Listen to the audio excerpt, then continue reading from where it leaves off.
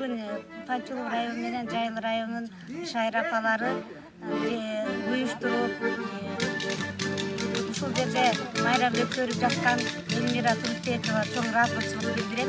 Мына азыр ушул жерде турган апаларды Элмира Турусбекова уюштуруп Чорголо айылын даңгазалап, Чорголодогу айыл апалардын өнөрлөрүн, жакшы сада салттарын кийинки урпактарга жайылтуу иретинде шайыр апалар жүрүп, атын жакшылык коюп, ушу менен Панчулук району даңгазаланып атат. Ошондой эле эжелер дагы ырдап, өздөрүнүн көңүлдөрүн көтөрүп, оорулардан айыгып, абдан өздөрүнүн өнөрлөрүн көрсөтүп жатышат.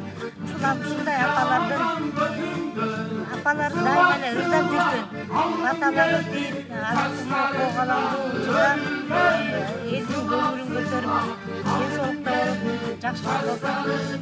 Келген эмеңизден билип, майрамыңыздар менен баарыңыздарды, кыргызстандыктар баарыңыздарды куттуктап кетем.